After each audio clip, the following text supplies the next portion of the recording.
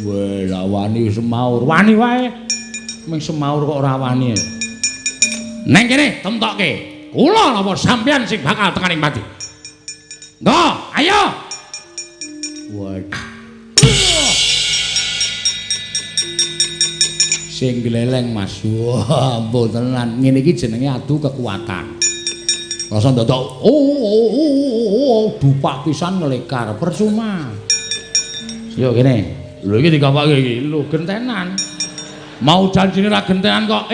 Napa sampean ora isin diprisani piye ismene akeh kok. Ora gelem gentenan ndombatin. Wah, Dursasana iki jebulna jireh. Dursasana iki kadang nata ning wah jireh. Apa ora isin? Isin. Isin yo kene. Yo. Halo, mutar tenan iki. Yo, ngati-ati. Yo. Wingi bar tak nggo ngantem sirah sapi iso pecah dadi papat. Wah, cangkeme kuwi. Kuwi jenenge ngedeg-degi kaya ngono kuwi. Wong ming wong ngomong kok omong iki jenenge ngedronke mungsuh. Ora kena ya ngono kuwi. Ya wis rasa omong. Ya ora nggo omong terus bres ngono. Nggih. Semela. Oh, kuwi ndonga barang. Apa-apa ki nek diwiti saka semelah kuwi apik wong Jawa. Ya wis. Ya met nggih. Ya.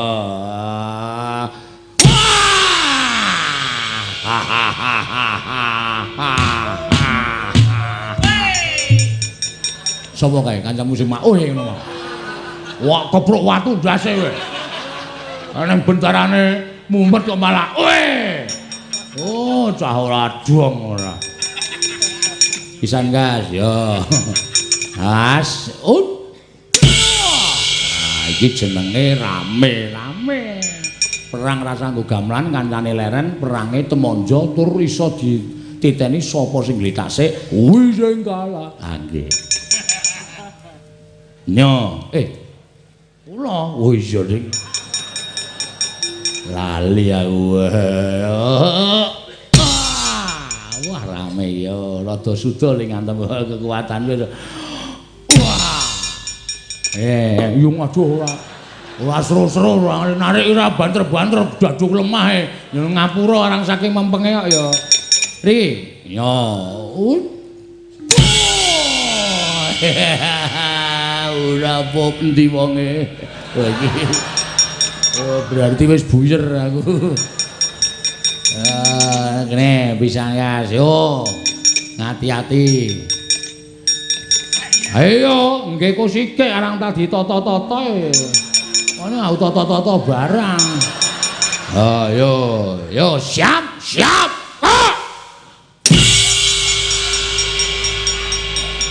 Kok entuk bendone ndi? Iki lho nyeleh bakul degane. Al-Fatihah tujuh Kiseno Nugroho. Bismillahirrahmanirrahim.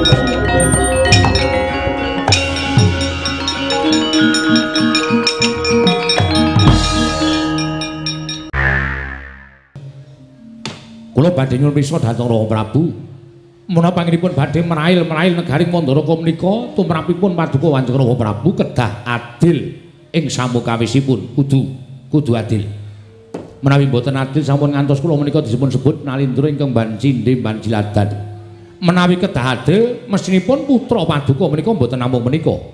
Kejawi kadang kula Yayi Rukmarata lan Yayi Brisrawa. Nanging estunipun ugi wonten ingkang gadhahi hak tumraping warisan negaring Mandaraka. Panggih. Sinten nggih? Sinten ingkang gadhahi hak tumraping negaring Mandaraka? Pandhawa karo kakangne telu Puntadewa Werkudara lan Janaka. Menapa Rama Prabu boten wonten mrendra raosipun badhe maringaken boten ketang sekedhik negari ing Mandaraka dhateng kang putrapun Nekula Sedewa Rama Prabu.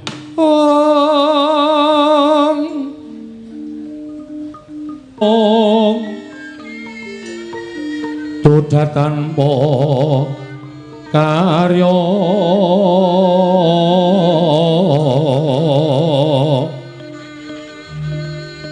sangkang rinemekan Gusti kelong reno sak sekarnya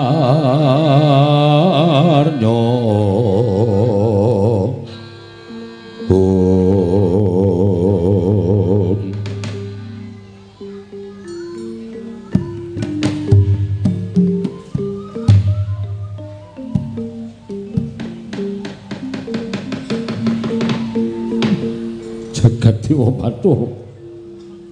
Ya jagat pangestu nggih. Matur nuwun. Jeng andika anak kula ing Mandura ngemutaken dhateng ingkang Rama ing Mandaraka nadyan persasat kaya cinaca ing Bajralungit. Ngantos sepriki ngantos kula mboten kemutan dhateng anak-anak kula piyambak mongko menika kulit daging kula. Menika kulit daging kula. Kula kelingan. Jaman nalika Narendra Ngastina binanjut dening panguwasaning dewa tumuli adhi kula Madrim nalika semanten seda kunduran. Nek kula sedewa nalika semanten kula gendhong tumunten nate kula janji nggih kowe dadi bocah lolo. Kowe bayi wis ditinggal bapakmu, wis ditinggal mbokmu. Seksenana jagat saisine. Yen nganti sesuk kowe dewasa, negara Mandaraka ora ketang sithik kowe kudu melu ngrasakake kamukten. Aduh. Anak Prabu Mandura matur nuwun. Matur nuwun. Dene jeng andika ngemutaken dhateng ingkang Rama ing Mandaraka. Malah sak mangke cetha bilih kula tetepaken anak kula nek kula Sedewa ugi kedah pikantuk mboten ketang sekedhik inggih menika negari ing Mandaraka. Lho nuwun sewu Rama Prabu. Anak kula ing Ngastina wonten dawuh. Sewu-sewu kalawatanipun ingkang putra Tadawadana. Menawi mekaten caranipun tegesipun Kanjeng Rama Prabu menika nerak macak nerajang perbatang. Liripun nuwun sewu setunggal menika sanes turas paduka Rama Prabu. Langkung sae nerak dhateng menapa sampun dipun sabdakaken menapa nerak dhateng pernataning praja. Kula kinten sedaya dereng saged midhangetaken lan dereng saged ngawruhi babagan upatanipun Kanjeng Rama Prabu Mandaraka. Anggenipun sampun nate paring sepata bilih nekla Sedewa ugi pikantuk laladan negari Mandaraka. Margi kasampurnan ingkang sejati inggih menika nglebur dhateng sedaya dosa. Tuwin tumindak ingkang sae kinarya sangu anggenipun badhe murut wonten ing kasedan jati upami sak mangke sampun titi wanci badhe mapan wonten ing Lokabaka. Nyuwun pangapunten. Menawi cara kula hawlung entuk dendaning Jawata tinimbang entuk dendaning kawula. Nek entuk dendaning kawula menika badhe dipun sipati dhateng sinten kemawon. Nek entuk dendaning Jawata sapa sing ngerti jer menungsane wis mudhar. Tumrap kula mboten dados sabab menawi cara kula sak mangke kula Sedewa menika mboten gadhahi hak warisan tumraping negari Mandaraka. Kula nuwun sewu nggih. Ingkang sekawit kula mboten pikantuk urun rembak namung tumrap kula kok menika kula perlu udu penemu. Ya sengguni. Ning sing apik-apik wae ya sengguni. Nggih, nggih. Mugi-mugi dalu menika saged sae. Menapa ingkang klaturaken dhateng paduka Gusti kula ingkang sinuwun penemu piye? Miturut kula menapa dipun ngendikaken anak Prabu menika leres. Jeng andika nguncati sumpah menika badhe pikantuk dendaning dewa. Ning nek jeng andika menika kula nuwun sewu. Nguncati dhateng menapa sampun paduka ngendikaken menika kula nuwun sewu badhe pikantuk dendaning para kawula. Dipun anggep menika Nalendra mban cindhe mban siladan. Menawi cara kula aluwung nguncati sumpah menika cara kula luwih tentrem, luwih ayem. Perkara sesuk kudu disaur. Nggone wis nguncati sumpah, srana kudu nanggung apa ingkang wis dilakoni menika perkawisipun kalian para Jawata. Urusan kali dewa niku tumrap kula luwih enteng tinimbang urusan karo kawula. Nek kawula meniki urusaning karo kawula meniki sing ngrasake sastra wirang, ning nek karo dewa niku sinten sing ngertos. Mila sumpah ingkang sampun paduka ucapaken nalika angemban dhateng punadene kula Sedewa nalika tasih jejabang rumiyin menawi saking pamrayogi kula dipun terake mawon sinuwun sampun ngantos dipun leksanani menika langkung prayogi sinten ingkang ngertos mumpun ingkang sami mireng namung sedaya ingkang sami lenggah wonten ing Datulaya mboten ngantos dumugi jawining parapatan. Menawi ngantos dumugi jawining parapatan menika langkung bebayani lho sinuwun. Sikra-sikra yen permana kanca Sikrong Raden Nawang sesongko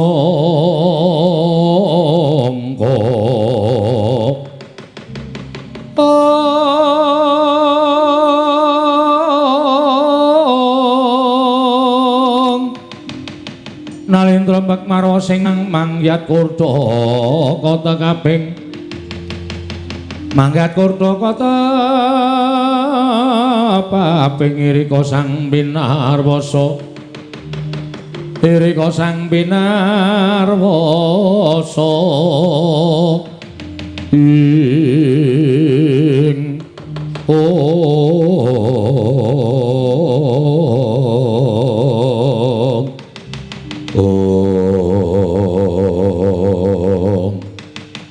Sidemadyaning pasewagan nalika sampun jantangan manjanipun reki ana patih Harya Sengkuni tinampi nata ing Mandharaka Prabu Salya dadosaken legeng penggaling sanata Prabu Salya ngrenggahi kanyut Nangkawardu kanyut ujare waganten wadujare wakeca nginangot durung abange durung manding jasaning pertala kasaru geger njaba piyang ngarsa tamping muri sebar punawuh apa to kang dadi tarunane ora numancan saka Karang Gajah Medha saka Wandilan kejawi namung sowanipun utusan sae negari Ngamarta nenggih abdi kinasih negari Ngamarta ingkang nyerpepeh pindha sata matarangan karya cingak kang samya mulat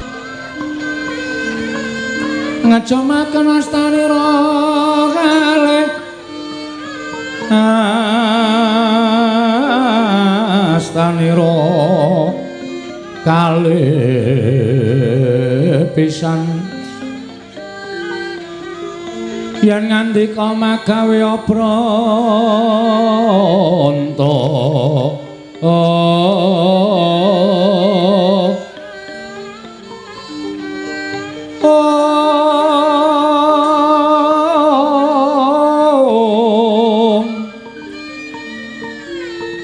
yen ngandika magawe apranta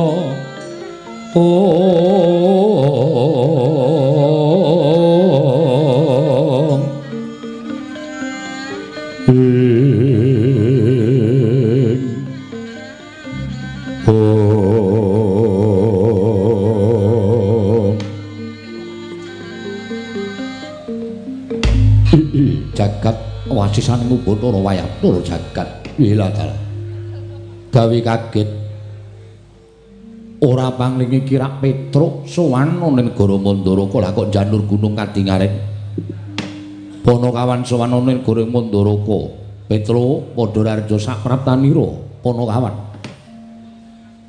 nyuwun mangapunten nuwun amit pasang Kalimantabi tinebene ing ladoni Demawahing Tawang Tuwang sinuwun linepatna ing tulak manung lakar kaleresan kula abdi panjenengan pun Petruk nadyan awis-awis kula sowan wonten negari Mandharaka namung dinten menika kula perlokaken sowan wonten negari Mandharaka kemareng kula ngaturaken sembah sumangkeming pangabekti kula kunjuk sinuwun iya wis ndak tumpah karya bombong tias ingsun ora liwat pangestuning sun tampanana kula pundi nggo jimat paripin dayana ing kasantosan paring maestu paduka mawakana kabagyaning gesang kula sinuwun ora antaraning kowe karo Bagong kok lete suwe men apa mangkate ora bareng sareng lah kok kowe wis sowan lecak untara Bagong kok lagi sowan kuwi kaya wong ora rukun anake Semar padha-padha putra Semar kok ora rukun mboten kula rukun tetep manunggal dados tunggal lah kok Bagong le sowan keri endi Gong kleru anjungan sebelah ya aku ceniningan kok kowe ora bareng tekan kono lho kok nyenyet aku bul sing negara Mandharaka ta Bagong padha rarja sapraptamu pengentunipun siwun Prabu Salya tansah pinayunganing kawidadan nering sambikala sowan kula tebih sakung rubeda kepareng kula ngaturaken sembah sumungkeming pangabekti kula kunjuk sandha pepoda paduka jagat Dewa Bathara ing atase Panakawan kok tembunge gawe marem mekaten inggih pangestu tampanana kula pundi nggo jimat paripin dayanana ing kasantosan karepku nek sowan ngono kuwi lho Gong omongane ora ting pletot lancar ketok nek anake Semar pangestumu wis sinau ha iya Ponokawan Bagong, Ponokawan Petruk padha raharja. Oh, sing dimatke aku sik ta, Tru. Pangestunipun Ndara Duryudana wilujeng bekti kula kunjuk, pangestunipun sinuwun Ngastina wilujeng bekti kula kunjuk sinuwun. Ya Petruk tak tampa. Pangestu Tampanana, kula pun dinggo jimat paripe. Nuningga kula pun dinggo jimat paripe dayanana ing kasantosan. Petruk kandung bolong padha raharja samraptamu. Sinuwun Mandura wilujeng bekti kula kunjuk. Ya Pangestuku Tampanana Petruk, kula pun dinggo jimat paripe dayanana ing kasantosan. Ponokawan Bagong padha raharja samraptamu. Pangestunipun Ndara Baladewa wilujeng bekti kula kunjuk nggih sinuwun. Ya, tak tampa pangestuku Tampanana. Kula pun dinggo jimat paripe dayanana ing kasantosan. Petruk kantong bolong padha raharja. Sinuwun Karna Basusena ing Awangga wilujeng bekti kula kunjuk. Ya Petruk, tak tampa pangestuku Tampanana Petruk. Nun inggih sanget anggen kawula ndadosaken jimat. Ponokawan Bagong padha raharja samraptamu. Pangestunipun Ndara Karna Basusena wilujeng bekti kula kunjuk nggih sinuwun. Iya Bagong. Pangestuku Tampanana kula pun dinggo jimat paripe dayanana ing kasantosan amawahana kabagyaning gesang kula. Petruk wonten dawuh sinuwun. Gawe kaget sowan mangka tanpa tinimbalan gage. Yen pancen saka karepmu dhewe kowe matura wigatine apa, yen diutus bapakmu duwe perlu apa. Nanging yen to kowe diutus sepundhenmu Pandhawa duwe atur apa kelawan aku ing nalindring Mandaraka Petruk. Matur sembah nuwun sinuwun. Kemareng kula ngaturaken tebah siti sekul benung teling kulon klapa. Ampun ta mbok bilih wonten lepat kula anggen kula munjuk atur rasa paduka Sang Nata. Iya Petruk, ora dadi ngopo. Ing angka kalih sowan kula ngersa paduka sinuwun Prabu Salya menika mboten saking pikajengan kula piyambak. Namung kula menika dapur dipun utus dening pepundhen Pandhawa. Duka kula niku ya bingung. Ing atasipun sinuwun Prabu Darmakusuma menika kadangipun kathah Ndara Werkudara, Ndara Janaka. Ning kok sing diutus kula? Niku terus kula rumangsa digunakake dening Ndara-ndara Pandhawa. Mula nek kula selaki kok kaya ora prayoga. Tumuli kula bidhal lumarap sowan dhateng negaring Mandaraka. Dadi sing ngutus sira kuwi anak Prabu Ngamarta. Sanes. Lho. Tembungmu piye, Petruk? Panci kula menika inggih menika Ndara Nekula, Ndara Sedewa. Lho. Anakku Nekula Sedewa utusan kelawan sira Petruk nggih. Merga sareng kula nyuwun priksa, lah kok kula duka saking sinten kula dhewe ya ora dong. Ning kok Ndara Nekula Sedewa niku prisa. Prisa nalika sinuwun Mandaraka tau tate ngucap sumpah. Nadyan Ndara Nekula Sedewa menika tasih bayi itu nalika semanten tinilaring kengebu Dewi Madrim kalih sinuwun Prabu Pandhu. Bocah nika dadi bocah lolo utawa kasarane bocah yatim piatu. Iya Petruk. Nganti sepriki wis iso mukti ngawibawa niku merga dimuktake karo kadang-kadange tuwa Ndara Puntadewa, Ndara Werkudara, Ndara Janaka. Truk, kowe tak jaluk gelem mbantu aku ya, Truk. Ewang-ewang ana aku. Kowe nyawango aku. Sapa sing arep tak percaya liyane para Panakawan? Madheg ati kula. Nyawang Ndara Nekula Sedewa niku pasuryane abing nika.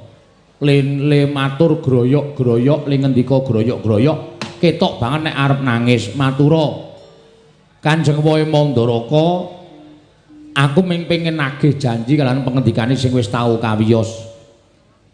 Aja nganti dilalekke, Nekula Sedewa aja dikiwakke, Nekula Sedewa aja dikuwalonke.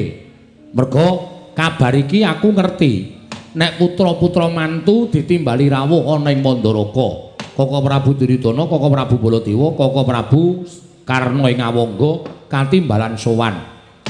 Kanjeng Wae Mandaraka bakal paring ora ketang sithik-sithik kamukten negara ing Mandaraka.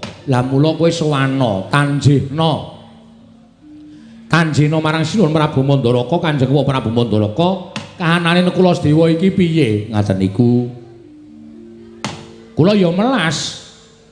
Ning niki ya resiko. Mergo nek nganti mireng Ndara Werkudara, Ndara Janaka, Ndara Puntadewa, panjenengan prisa ta watake Ndara Werkudara, watake Ndara Janaka mesti duka. Wah. Nek kula ming mukti kok ngemis-ngemis kaya kakangne ora sembutuh. Mesti ngoten niku.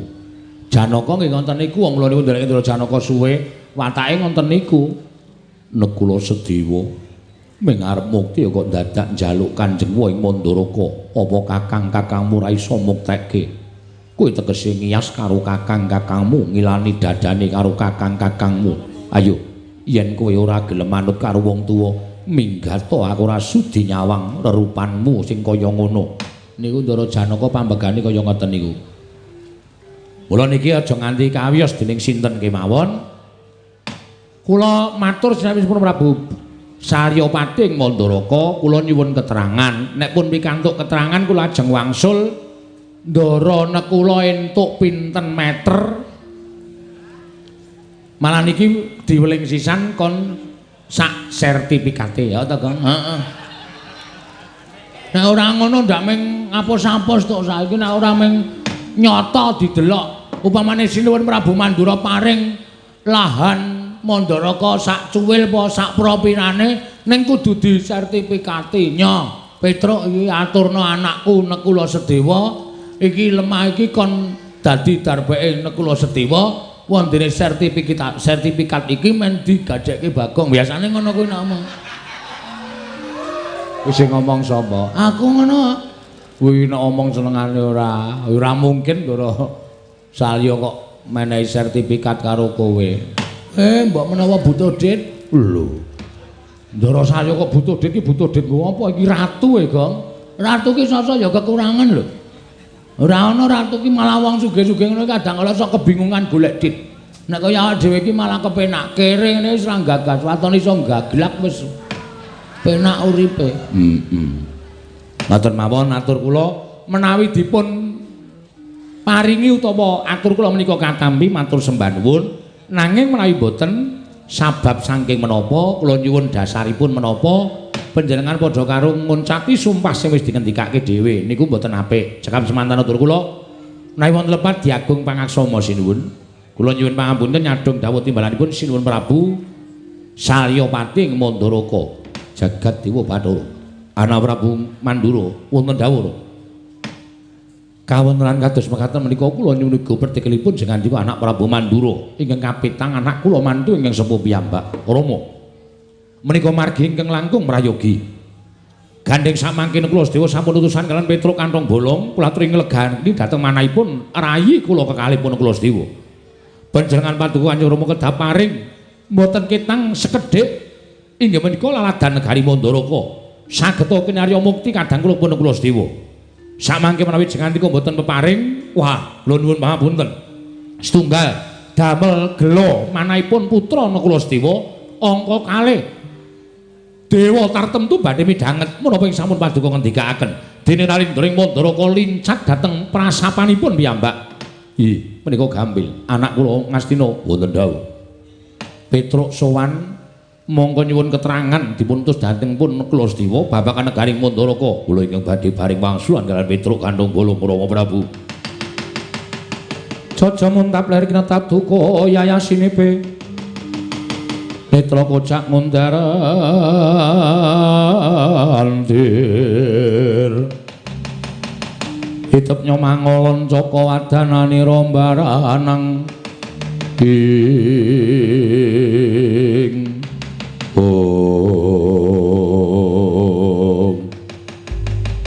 Petruk lho nyuwun pangapunten menika sinuwun Ngastina. Yo. Kok nyuwun pangapunten jumeneng wonten ngajengan kula, aku ingkang bakal menehi mangsulan karo kowe.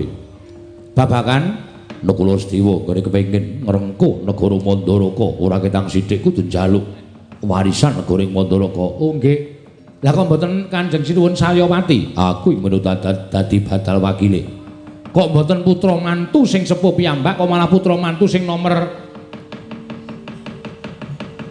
6 piyambak menika dados pundi? Ora sah cerewet budaya aku gelem, aku sing mangsuli kowe ora gelem napa ucape Duryudana, ora santa tampa. Wala keras iki kok. Engko malah kaya ngene. Wis nek kuwi sing wangsulan cetha dadi masalah, Truk, yakin. Asli wis to arep kowe nganggo pawadan Ndarana Kula Sedewa niku wong lola, Ndarana Kula Sedewa niku wong ora duwe bapa, wong ora duwe ibu. Nek mungsuh ratu siji iki wis tenan, wis pahit. Iki ra dirasa kamanungsan kok. Iki nyumbang yatim piatu ya ora tau. Ngekeki wong sing ora tau, ora iso mangan ya ora tau, ora iso nyandang ya ora tau. Sugih ya sugih mergo cethil kuwi kok. Gong, lambene iki sing apik ora. Ora apa-apa krungu mbok ben wong nyoto. Aku ki nek omong nek nyoto ora masalah dirungokke karo sing tak unekke iki. Nek nesu tandangane. Tandangi piye? Maksude ya tak tandangane karo kowe barang. Lho kok karo aku barang iki piye? Aku ora wani kok. Wah, lah piye? Ya wis berarti aku rasa omongan. Ora rasa omongan ora, Petruk. Nun. Aku ngejak guneman karo kowe. Nggih, kersanipun kowe bali. Bali pripun? Kondo karo Nakulastiwa. Kondo pripun? Yen Nakulastiwa ora bakal entuk kahanan negara ing Mandaraka. Merga kudu nyawang karang kahanane. Dheweke dudu putrane Nalindra ing Mandaraka. Angka loro dheweke amung putrane kadange Nalindra ing Mandaraka. Tegese ora entuk babagan negara ing Mandaraka. Mula kowe bali, ora usah dadak wani karo Sinuwun Prabu Salyapati apa meneh kowe nyentulani rembuke Duryudana kowe bali.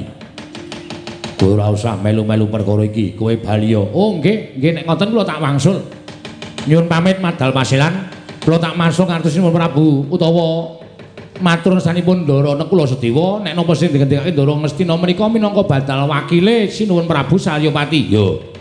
Yen Kula Sedewa ora trima, ora adu arep karo Duryudana. Nun nggih, nyuwun pamit sinuwun sing ati-ati aja kaya bocah cilik.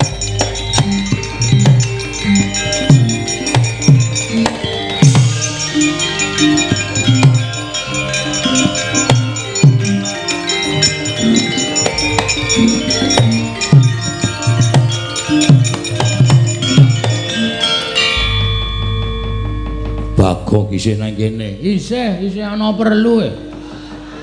Ono perlu apa? Petruk iki pancen tak pikir-pikir ketok enak omongan pinter ning jireh wonge. Ora wani tanggung jawab. Nek nganti Petruk niku mengke matur kali Ndarana Kula Sedewa, Ndarana Kula Sedewa ora bakal wani sowan mriki. Ndarana Kula Sedewa niku siji wong clingus. Loro Ndarana Kula Sedewa niku ora ndiyat njaluk minggenahke sebabe Prabu Salya wis kebacut sumpah biyen tau arep menehi negara Mandaraka ora ketang mung sak cuwil, ora ketang mung sithik. Mula nek Petruk wangsul nika merga Petruk wis judheg pikirane ora iso mikir, ora iso wangsulan karo Sinuwun Prabu Duryudana. Kowe arep ngopo? Kula ajeng genahke perkara apa? Niki wau wis tak newe wangsulan. Nuwun sewu, Mandaraka niku sing kagungan sapa? Mandaraka sing kagungan Kanjeng Rama Prabu Salya. Sing duwe hak menehi jawaban ming Prabu Salya. Sampeyan ora duwe hak menehi jawaban kalih kula. Wong sing duwe meneng wae kok sampeyan rewel niku pripun? Lah, ketoke wong kaya ngene kok bener ngono lho. Edan kok bener S1 lho. Sarjana Durjana maling ngono lho. Sarjana apa ora? Aku sing minangka dadi badal wakil. Ora ana ndum warisan kok wakil-wakilan ki ora ana sing jeneng tanda tangane kudu asli kok, Mas. Saora-orane cap jempol kuwi kudu asli kok wakil. Ha sampeyan nek pancen wakil terus niki pripun nek diwakil kabeh? Ora iso. Sinuwun Prabu Salya sing duwe hak. Pokoke Bagong nek ora sing wangsulan Prabu Salya ning paring pangandikan Prabu Salya, aja kok kon metu. Ora gelem kula ajeng metu saka negara Mandaraka. Petruk wis bali. Kajenge Petruk mulih ya men. Petruk mulih ra entuk gawe ming netangis karo Ndarana Kula Sedewa. Suwanten ngersane Ndarana Kula Sedewa, "Ndara, niki kula entuk wangsulan saking Prabu Duryudana, kahanane kaya ngeten. Wong loro nika ming nangis. Satriya ora duwe bapak, ora duwe simbok." Arep sambat ro kakane malah didukani, anane ming do rangkul-rangkulan nangis. Mbangane Bagong weruh Ndara kula do nangis. Luwung Bagong sing kudu iso nentremke atine Ndara kula. Jagat Dewa Bathara paman. Wonten dawuh. Pripun? Pancen cah siji niku pekok tenan. Nggih, sanggris gelem omongan kok malah ngungkuli sapa-sapa. Rasa cerewet nih. Rasa melu, apa meneh kowe sengkune kowe iki ora duwe hak melu pertemuan kaya ngene iki. Iki pertemuane bapak karo anak sing ngandung warisan. Kowe kok nyelo-nyelo, kowe iki ora ning negarane dhewe, ora ning negarane wong liya mesti mbebutek kahanan negara kowe. Paman, Wonten dawuh badhe wangsulan majeng mriki. sampun mboten mawon. Ndak malah kewirangan, Ger, malah ngrekoso urip kula. Kowe kudu lunga. Mboten ajeng lunga. Bagong. Wonten dawuh. Yen ora lunga tegese kowe wani karo Duryudana. Lho nuwun sewu, kula nek ora marahi. Kula nek diwarahi niku nek upama kula landhesane siji bener niku ambok karo sapa-sapa kula ora wedi. Nah niku patokan kula mung ngoten sinuwun. Tur kula teng mriki nggih bener wong sing duwe negara dudu sampeyan kok sampeyan sing paring dawuh, sampeyan sing mangsuli. Emoh. Kula ya bener, merga kula kepengin midhanget sabdanipun Prabu Salyapati Mandraguna. Mandaraka. Saking mempeng kowe kleru. Aku anake mantu. Luwe-luwe anake mantu. Nek kowe ora ngepek anake Prabu Salya, kowe ya dudu anak mantu, kowe ya dudu sapa-sapa. Sing duwe aming Prabu Salya. Yayi. Bagong menika najanipun menapak-menapakaken dasaripun leres. Panjenengan wayu pawadan menapa-menapa tartemtu kawon. Mila kula aturi ngawon, tinimbangane mangke panjenengan malah kewirangan. Yayi, menapa dipun ngendi? Aturaken Bagong menika cocok tuwin leres. Jagat Dewa Bathara. Lagi iki Duryudana kalah omongan karo kere. Mula aja sok ngina karo kere, giri lusi jalma tan kena kinira ya. Wujute kaya ngene iki ning aja disawang wujute. Ah, iki lagi arep kondian aku.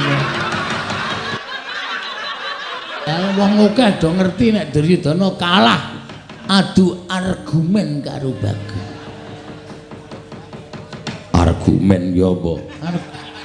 Argumen niku napa? Mbah. Aku ki iso omong ora iso jelaske. Iso maca ning koran-koran kae. Malah kewirangan. Mungsuh Bagong ora iso nanduki omongane Bagong. Paman dos pundipun lenggah mawon ingkang sekeca kajenge anak Prabu Salya ingkang paring dawuh nuwun sewu sinuwun Salya ingkang paring dawuh. Bagong Wonten dawuh. Aku durung iso menehi keterangan sing gumathok. Sampeyan ampun melu-melu lho. Sampeyan aja melu-melu Prabu Duryudana lho, duwe adeg-adeg lho. Ratu nek ra ndek adeg-adeg mung rubo-rubo gedang. Sing kene ambruk rono sampean ambruk rono, sing kene ambruk mrene sampean ambruk mrene. Nggo ngapa gunane dadi ratu? Kudu duwe penemu dhewe.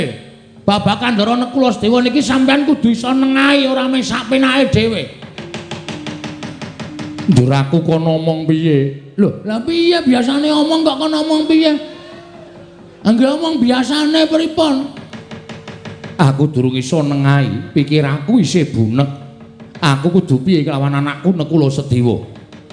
Monggo aku wis kebacut sumpah. Ah monggo sampean ajeng nglintati sumpah sampean monggo. Ajeng maringi kali Ndara Nekulasedewa niku ya langkung apik, luwih becik. Bangane sampean ratu dunekke blendra-blendre kaya banyu tumumpang godhong sinthik. Omongane ra iso digoceki. Nek cara kula malah isin. Ya wis. Yen ngene kowe mengko nusula Petruk nggih. Balya ning kasatriyan Sawujajar Bumi Tawu nggih. Yen to apa ingkang ature anakku Nekulasedewa lagi ndak pikir ning aja kuwatir. Mesti aku menehi sarta peparing karo anakku Nekulasedewa. Nah, ngono lho. Dadi ketok tentrem kahanane. Ngoten mawon malah prayogi, ngoten mawon kula nek ngoten kula nyuwun pamit. Ya. Ora ketang durung ana keterangan sing gumathok ning wis ana trontong-trontong sulake pepadang. Ya. Sampun nggih sinuwun. Ya sing ati-ati aja kaya bocah cilik. Nun nggih matur sembah nuwun. Sinuwun Duryudana kula nyuwun pamit. Ora caturan karo dapurmu. Ora caturan ya wis. Aku ora caturan karo kowe ya ora apa-apa. Aku bali ya seng. Lho. Kurang ajar ta. Aku ki patih kok ming disengseng. Patih mambu kok. Mula jenenge Sengkuni. Iya sing ati-ati Bagong. Ya ngono wae penake nang kono. Iya wis ora kurang kepenak. Sinuwun mandala nyuwun pamit nggih. Yo sing ati-ati Bagong. Nyuwun pangestu mugi-mugi kula iso madhangke kahanan iki kaliyan Ndara Klasdewa. Yo sing ati-ati. Ndara Karna kula nyuwun pamit. Yo Bagong sing ati-ati aja kaya bocah cilik. Nuwun nggih matur sembah nuwun cekap semanten. Ini dados atur kula menawi wonten lepatipun nyuwun pangasami kula nyuwun pamit. Iya sing ati-ati. Den, apa? Niku lho hartane arep dawah. Endi? Niku semampir tenggen sak. Niki kula openane ndak malah tiba. Lah, malah dijukuk dhewe to. Ora apa-apa, ngeten mawon nyuwun pamit bareng. Ya sing ati-ati aja kaya bocah cilik Bagong.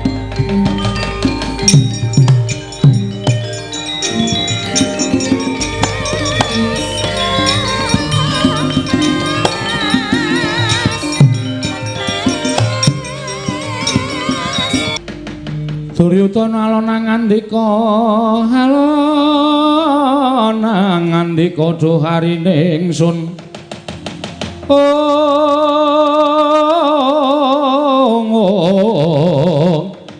dhuharine ingsun Werkudara den kabareng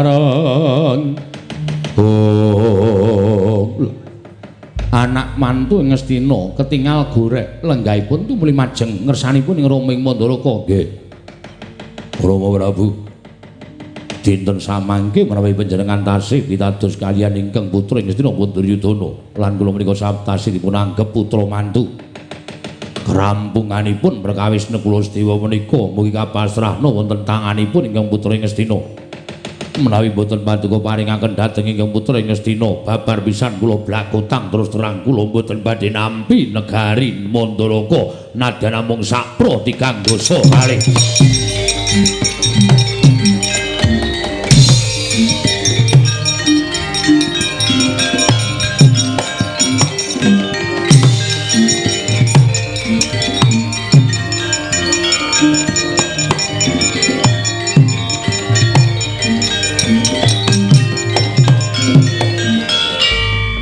wasisaning Bathara Wayaktur jagat.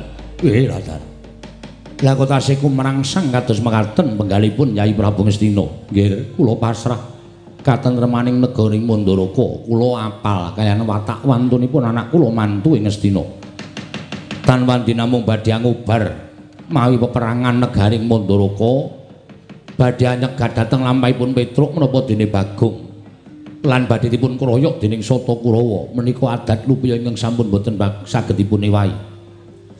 Kula ingkang badhe anjangki dhateng kawontenanipun Petruk kaliyan Bagong namung sampun ngantos dados regejegan lho nggih. Kula sampun sepuh Rama.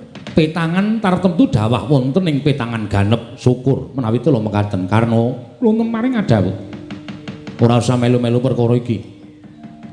Jejekno marang adeking Nalindra ing Mandaraka Prabu Salya yen to kowe mbangun miturut kalan dawuhing Ratu Ngastina tegese kowe padha karo melu ngorek-orek marang pasuryaning wong tuamu ing Mandaraka. Menapa sampun paduka dawuhaken badhe kula candhi nggo jimat lan kula ugi mangertos bilih Petruk kaliyan Bagong menika ponokawan kula piyambak. Kula mboten badhe mentala damel cintrakanipun ponokawan kekalih menika Kanjeng Rama. Syukur. Yen to pancen kaya mengkono kaya wis paripurna. Pasewakan ingsun bubarake kawula ngestaken dawuh ingsun kundur ngedaton karna sembah kula ngendharaken jengkar paduka Kanjeng Rama Prabu Mandaraka purna gati ning pananggilan sanadya kundur ngedaton jelek hanging damparan ketula kinapit gamparan gading kadhiraken sangganing Purumban Cedi manggung ketanggung Joko paloro-loro ing sami ngambil upacaraning keprabon kawis tinggal saking Mandra tindaknya Sri Naranata katinon saking Mandrawa kaya tansah jejengkaran tindaknya Sri Naranata wau paripurna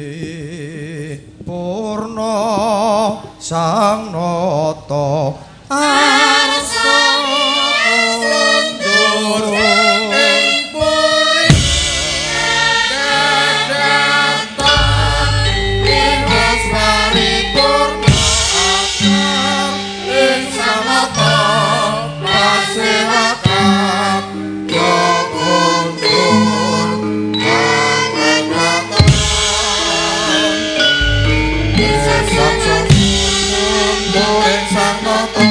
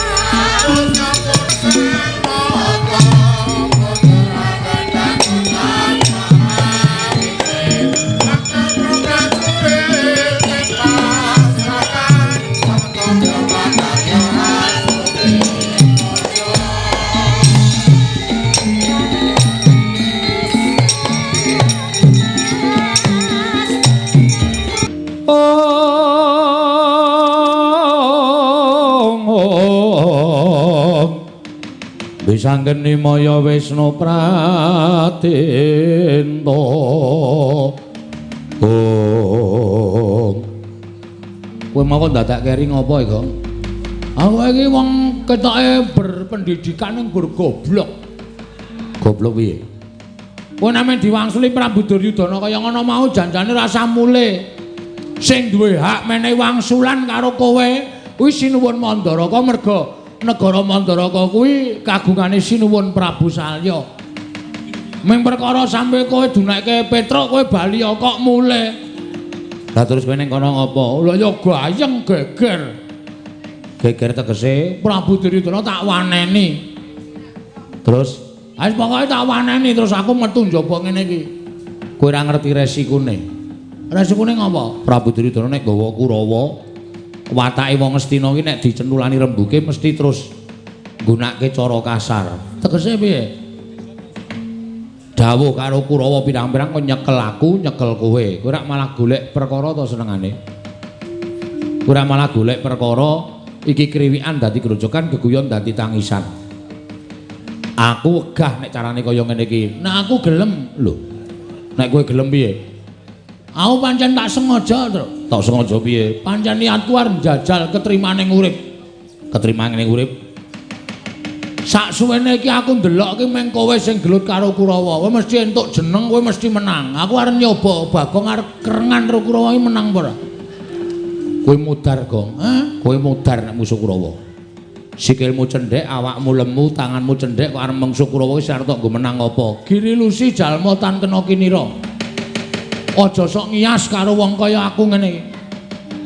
Asli aku nek wis muni ngene iki ora kena dipenggak karo sapa-sapa. Wani, tanpa aku kowe minggat to rasane gak nang aku. Ora tok ewangi ra masalah aku. Mune nganti bengok-bengok njaluk tulung aku titenono. Walah wis to. Aku wis sadar wong urip ning alam padang ki mung antri modar. Dadi mati saiki ya apik, mati sesuk ya monggo kersaning sing gawe urip. Ning sirku aku mbelani Raden Nekula Sedewa. Kae cah lola, kae cah ora duwe bapa, ora duwe ibu. Kae cah wajib dibelani. Gusti ngerti Bagong mbelani cah lola, mati langsung nyemplung swarga. Kuwi sing kandha sapa? Aku ngono kok. Kuwi ujaring para pranata agama ngono kuwi, Tru. Yakin? Yakin. Ya wis, tandangi. Aku tak lunga. Wis kono mulya. Ora sembodo ora. Dikongkon Ndara Nekula Sedewa kok mulih iki nek gawe gelane pepundhen nek cara aku ngisin-isini. Tru. Kowe mulih tenan kok? Heeh. Kowe ya tegel karo aku. Lah mau lambene muni piye kowe? Kowe mau muni piye jare wani, jare arep ngadepi Kurawa, bareng kene arep mangkat mulih kok diundang. Kowe nek mati ora rumangsa kelangan aku to. Nek aku mati aku kowe ora rumangsa kelangan. Lah kowe sing niat duwe gawe perkara kowe kok ndelok kelangan piye? Wis kono-kono ora caturan. Amin jatono. Yo. Iya. Bali yo Bali. Tru. Kowe kok ngono ta? Kowe iki ngewuhke kok Gong ora. Piye karepe piye? Ya kowe iki ora sange wangi ning ngulatke aku. Ngulatke kowe terus perkarane apa? Nek kira-kira aku terdesak kowe maju. Ha jenenge ku njaluk bantuan. Kuwi jenenge njaluk bantuan. Njaluk bantuan ki nek kula nuwun. Kula menika tiyang mboten gadah ngono kae. Kuwi bantuane bantuan dondo donya nek iki bantuan tenaga. Wis, rasa kok kan omong. Nek butuhe kowe rasa lunga. Kowe peng takon delok kridane Bagong. Ya, deloke kaya ngapa? Nonton no. Ya, ya.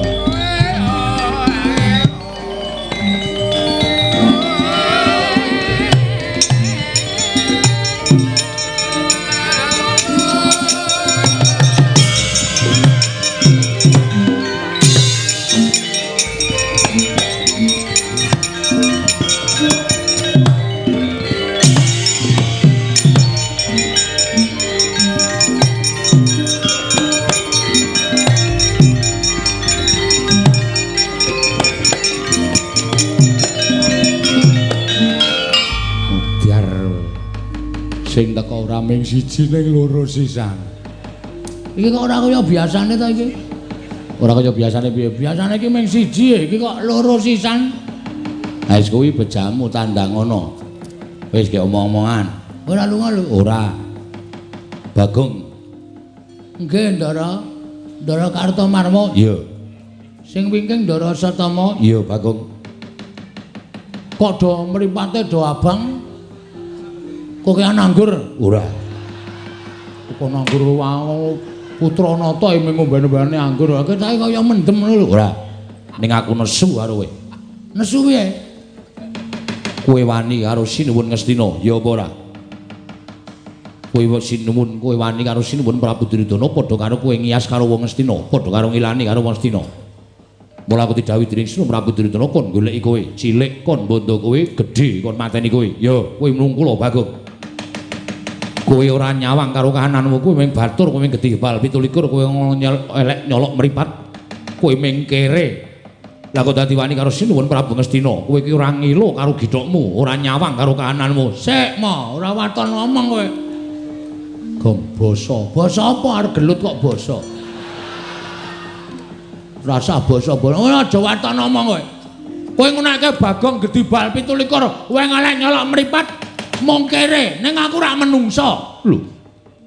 Lah kok kowe muni ngono? Lah saiki kowe nganggo sandangan apik nang kowe iki kudu menungso, kowe iki blesteran. Blesteran apa? Bapakmu pendeta, mbokmu Wis kok ora gawe masalah. kowe minggat wae kono. Malah ngegol-goli kowe iki. Kono minggat kono. Kowe ketoke menungso ning jane kowe iki blesteran, kowe iki anak durna, mbokmu jaran. Lho, kok kowe iso ngomong kaya ngono? Wah, lah aku ngerti sejarahmu kok. Biyen dek kowe resepsi, bapakmu resepsi pernikahan karo mbokmu ya aku mangkat. Dadi aku ngerti kahananmu. Wis asa tama jata teruske, kowe nek karo Bagong malah kewirangan. Perkara iki piye? Kowe bali apa ora? Bali nang ndi? Bali nang negara Ngamarta kondo karo Naklasdewa, yen ora bakal entuk sithik wae negara Ngamarta. Aku gelem bali, nek wis gemlundong sirahe Bagong. Modar tenan kowe wis tak tinggal, Bang. Truk. Gumlundung sirahe Bagong. Wani karo Kartomarma. Sing tak wedeni awamu. Ora minggat kok kene ditenono. Tak krubut loro tak tugel gulungmu. Mapano kendara dene aku Bagong. Weh, ayo buktikan. Kowe apa aku sing tekaning pati? Kowe iso mateni Bagong bumi langit tanggep. Iki merganing patimu. Panggal tak ayoni legane atimu.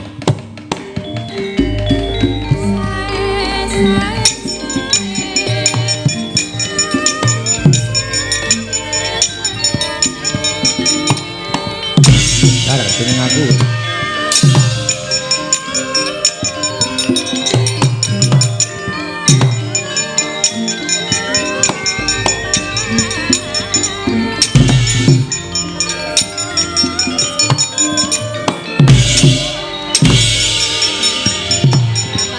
Aseme tanganku ra ketok e. Truk.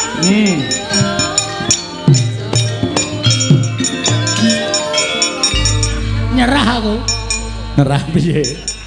Biasane nek do perang aku ndelok wayang kae. Wong ndelok kowe barang kaya Wayang kok dadak ndelok wayang.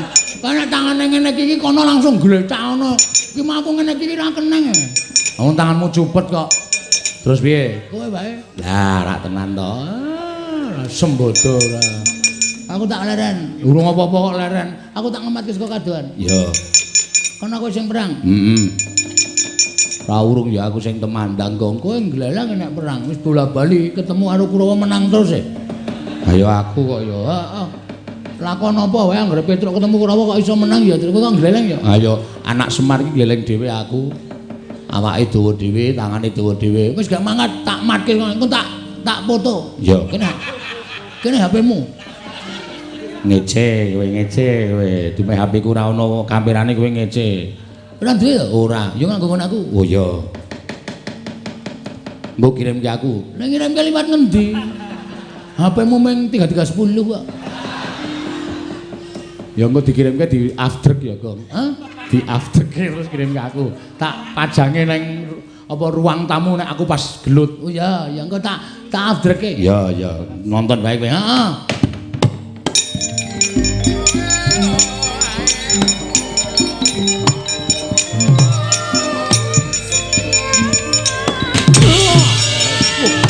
truk.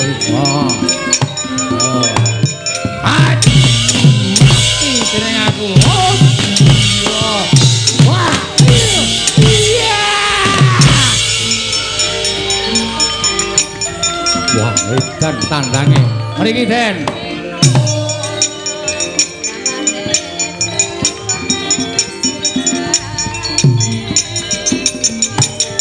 Mati ora iso. Woe, ah. Iya. Awas. Oh, ah. Biar awas, biar. Ayo.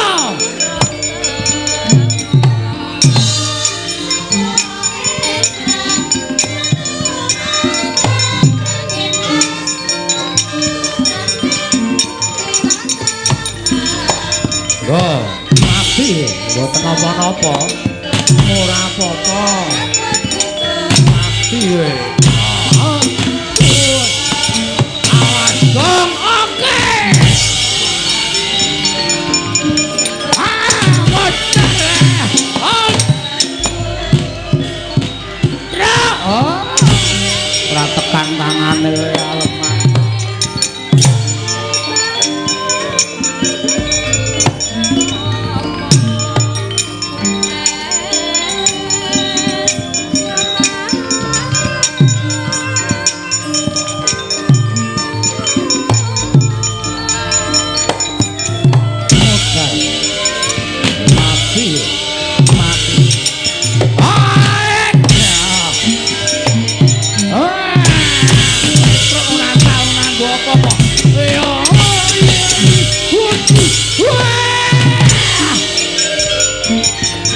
Waduh, mati aku.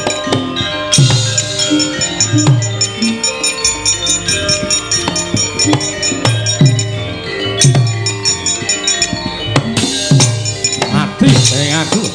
Krocok tumbak ora kelakon mati derajat topo barang.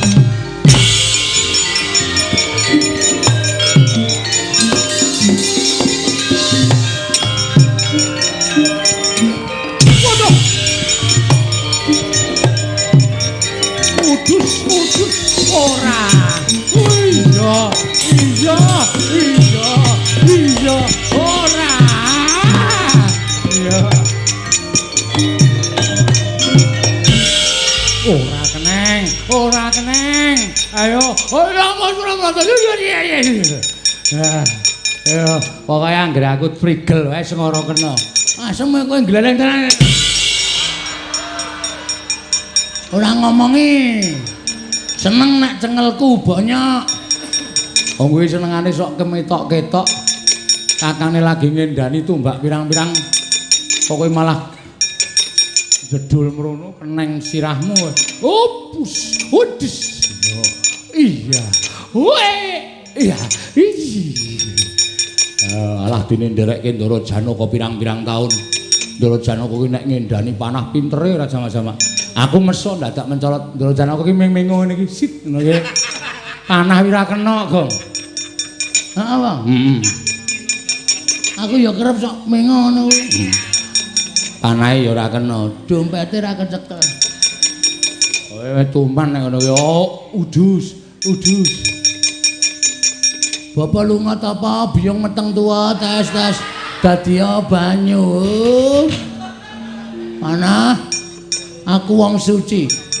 Ora tau colong jupuk. Kowe ngenengi wong suci, panah tumbak ampu dari tumbak rongsokan. Ayo pulang. Ngapa dadak udus. Wong ki kabisane dhewe-dhewe. Piye mau kuwi? Agene pengen. Piye mau bapak piye? Bapak lunga ta apa biyong neteng tuwa tes dadi banyu. Minggir. Tak prakteke kudu mandi. Oke. Oh, bapak lunga biyong meteng.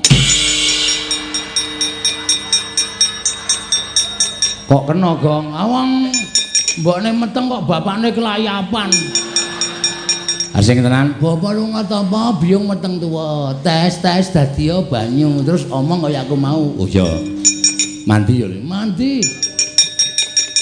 Bapa lunga tapa biyung meteng tuwa tes dadi banyu. Gong getak. Hop. Petruk wong suci. Petruk wong suci. Ora tau colong jupuk. Tumbak ampuh ngenangi wong suci, dadi tumbak rongsokan. Ayo balik. Cangkemmu pancen apik kok.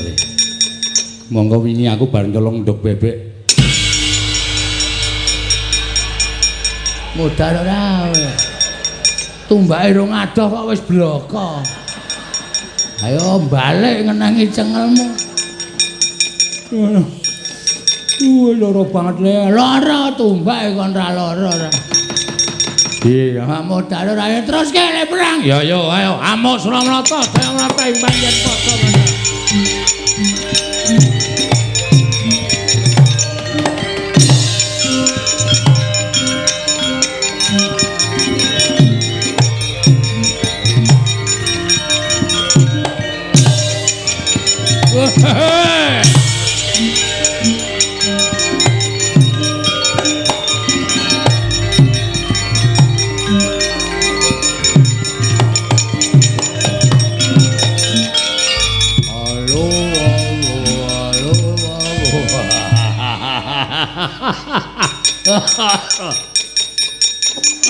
Petro nggih, Ndara Dursasana ya.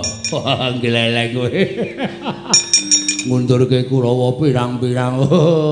Trondolo. Saman mriki ajeng napa? Nglabrak dapurmu. Nglabrak kula ya. Bondo kula mestine ora mung kowe Bagong sing baku bondo. Ora ngilo kowe mung derajate kere kok wani karo Koko Prabu Duryudana.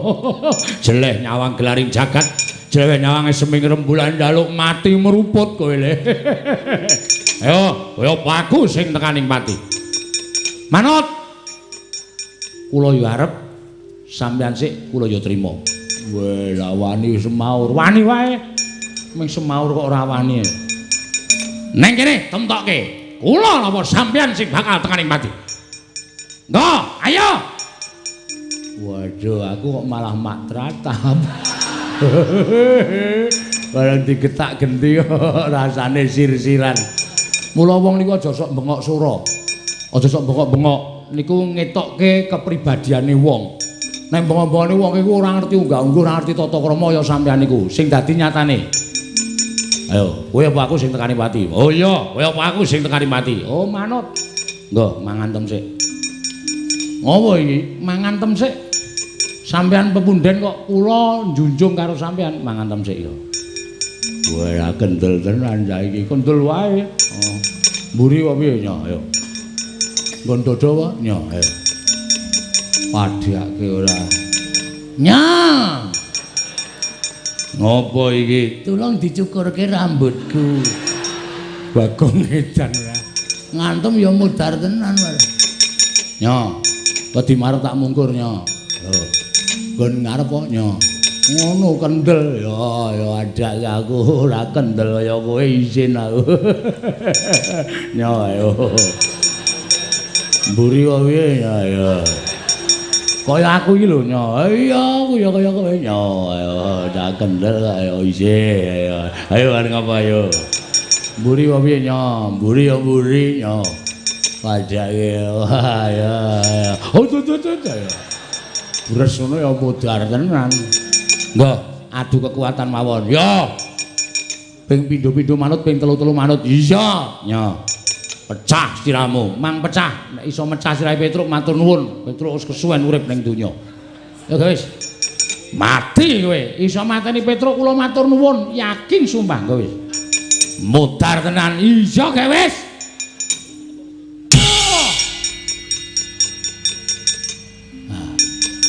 Wedian. Mumet ora? Mboten. Pet-petan? Mboten. Kaya dipijeti perawan. Waduh apure diantung kaya pijeti perawan. Sekali lagi. Wah, iya, pecah tenan saiki. Mang pecah. Sing gleleng Mas. Wah, mboten tenan. Ngene iki jenenge adu kekuatan. Rasa ndotok dupak pisan ngelekar percuma. Yo kene. Lho iki dikapake iki. Lho gentenan. Mau janjine ra gentenan kok. Napa sampean ora isin diprisani piye ismene akeh kok. Ora gelem gentenan ndombatin. Wah, Dursasana iki jebulna jireh. Dursasana iki kadang nata ning wah jireh. Apa ora isin? Isin. Isin yo kene. Yo. Halo, modar tenan iki. Yo, ngati-ati. Yo. Wingi bar tak nggo ngantem sirah sapi iso pecah dadi papat. Wah, cangkeme kuwi. Kuwi jenenge ngedeg-degi kaya ngono kuwi. Wong ming wong ngomong kok omong iki jenenge ngedonke mungsuh. Ora kena ya ngono kuwi. Ya wis rasa omong. Ya ora nggo omong terus bres ngono. Nggih. Semelah. Oh, kuwi ndonga barang. Apa-apa ki nek diwiti saka semelah kuwi apik wong Jawa. Ya wis. Ya mit nggih. Ya.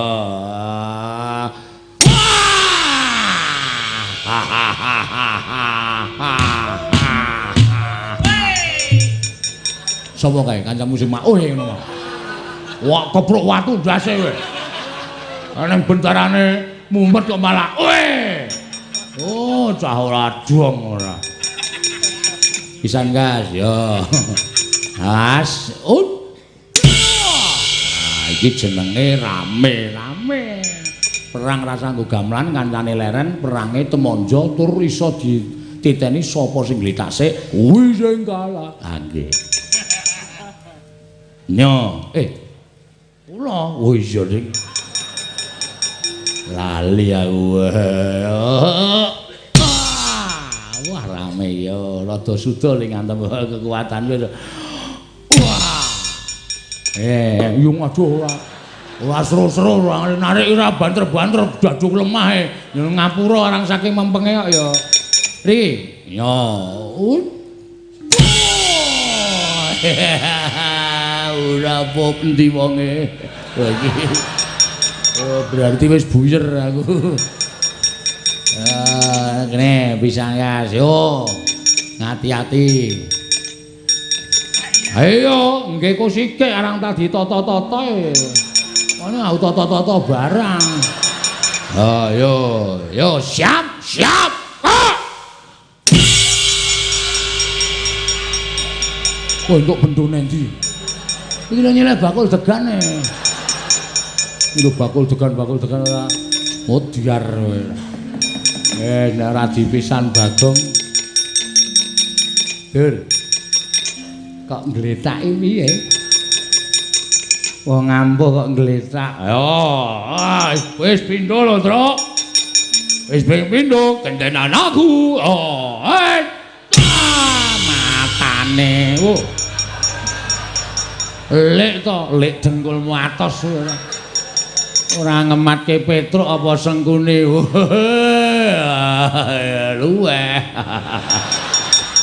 Luweh cah edian. Ora sak penake dhewe. Kurawa sapa sing durung maju? Ayo maju apa Rasata Kurawa sapa sing ada yo. Takon ini. Ora basa karo ora usah basa nang peperangan ana basa. Sing ngakon Kurawa ngoyak aku sapa? Aku. Sing ngakon sapa? Anak Prabu Duryudana. Aku tak takon karo kowe, nek aku mati ku jane kowe entuk apa to?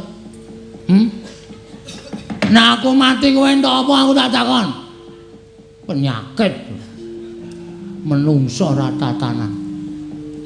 Wong nek durapure kaya bekicot. Bekicot. Lecek kae. Kaya wangun-wanguna. Aja ming Kurawani. Ayo, amuk Suramanata, Jamrata. Sing ngakon mulih Bagong Prabu Duryudana. Piyaine on tekan kene. Ajangi jembar. Aku aja minggat kowe. Waduh.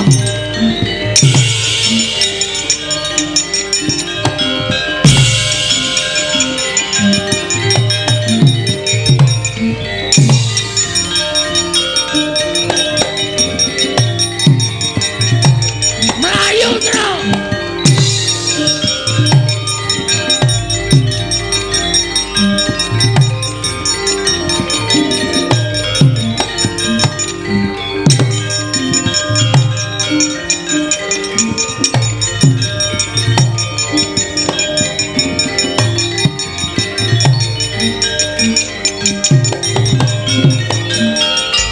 Apa iki? Wah, Prabu Duryudana nesu tenan. Tak sumbari sajake krungu. Aja meng Kurawa ayo Duryudana kon tekan kene.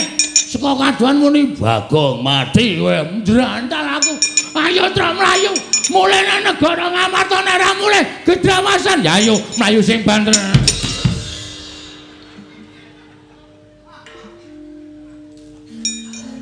Ceniningan matamu kowe. Mripatmu sing ceniningan. Iki sapa iki? Prabu Baladewa. Petruk. Nggih. Mlayu-mlayu ngopo? Nun. Mlayu-mlayu ngopo? Mati kok. Ah wis pasrah wae. Mlayu rono ketemu Prabu Duryudana, mlayu nene ketemu Ketua Satpol PP. Muni apa ki Bagong muni apa? Manu mboten muni kok.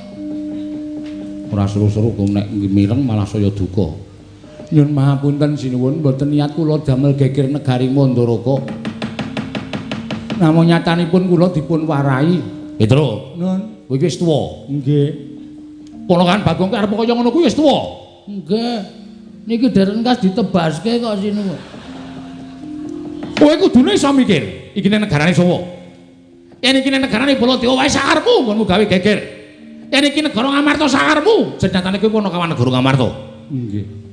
Ning iki Mandaraka, iki papan lenggahing Kanjeng Rama Prabu Salyapati. Kuwi pepunden. Nggih. Kok kowe gawe geger?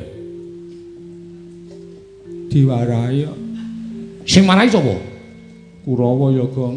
Ora ketoke. Gong tak antil kowe. Heeh, Kurawa. Kurawa ajeng mateni kula, ajeng mateni Petruk. Terus nggih kula lawan sing jeneng menungsa. Kula niku menungsa sinuwun. Mundur. Iya. Ora gawe masalah meneh, ora. Kula niku menungsa, selagine cacing niku pidak menungsa. Nika ngulet ora ngrasake lara ning butuh males. Ning mestine kowe kudu ngajeni karo Pursata Kurawa. Nadan kira kowe watak yang Prabu Candala. Ning Kurawa ki pepundenmu dhewe. Ngertos, ning kebangetan Kurawa le sumbar. Lho, kebangetan piye? Prabu Duryudana ngoyak kula, Bagong Petruk. Ora bali titanana, sapa sing wani mepalangi karepe Prabu Duryudana? Mandaraka ki negaranku padha karo kae negarane wong tuaku. Wong tuaku Maratuwa Prabu Salya ki negarane Mandaraka. Mandaraka ki padha karo negarane Prabu Duryudana. Aja kok men kowe. Sapa sing arep wangi? Prabu Baladewa, Prabu Karna arep wangi. Tandange Duryudana. Sing muni ngono sapa? Gong, ora gawe masalah, Gong. Tenang, tenang. Santai engko tak rampungane. Bagong, non. Sing muni ngono ya. Lho sinten meneh sinten Prabu mboten sinten Prabu Duryudana. Mbok yakin sumpah. Ora bakal kelakon Prabu Duryudana wani nantang karo Natamadura Prabu Baladewa. Weh, nang bengi niki muni ngonten wae. Tak genahke karo Yai Prabu Duryudana.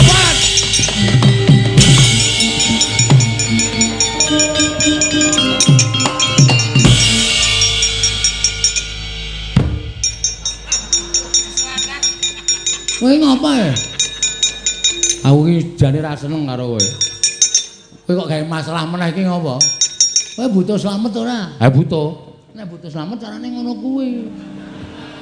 Memanfaatkan Prabu Duryudana. Kuwi jenenge tumbak cucukan. Ora masalah. Sing penting slamet. Ha iki ngene gegere mengko nek nganti Sinuwun Mandura kae engko ki nggenahke karo Prabu Duryudana. Yai. Yai. Wonten dawuh. Ora usah praktekan. Kok tak kira nek nyeluk aku yai. Iki aku ngomongke kono kok. Yai. Menapa paduka ngendika nantang kalian karo kowe Mandura. Terus Prabu Duryudana, sinten ingkang sanjang? Bagong. Kula mboten matur napa-napa. Wah, Bagong. Ngedu Baladewa karo Duryudana menungsa kaya ngono. Nggawa nenggala mudhar. Kuwi rencanane sapa kaya ngono kuwi?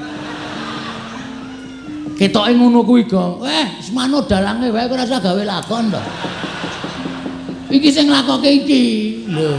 Kowe iki mung wayang dilakoke iki, rasa sok gawe acara to. Slamet. Aku kok iso ngomongke slamet. Aku wis ngentukke detuk banget dit iki. Mesti mbelani aku. Nggih Mas Eno nggih? Heeh. Ngandani ngayal kok kowe.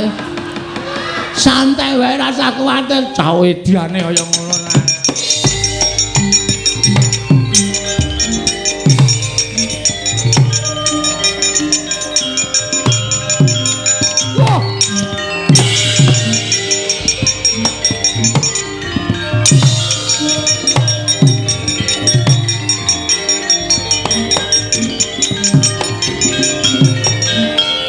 Yai, kula nyuwun pirsa. Nggih. Panjenengan menika dadi ratu ning aja sok adigang adiguna. Aja dupe panjenengan menika ratu Dedaya. Ratu negara gedhe. Percaya yen Mandura kuwi kalah gedhe karo Ngastina. Ning aja sok nyes karo ratu Mandura. Ora duka sapawi menapa. Panjenengan nyumbari karo Nata Mandura Prabu Baladewa. Kula menika kadang werda. Kok sampeyan wantun nyumbari kalian kula? Kula boten nyumbari menapa-menapa. Kula namung ngoyak Petruk kalian Bagong. Lho lak. Sanjange Bagong matur kalih kula. Nek panjenengan nyumbari kalian Nata Mandura Prabu Baladewa. Oh Prabu menika ingkang kirang pedamelan.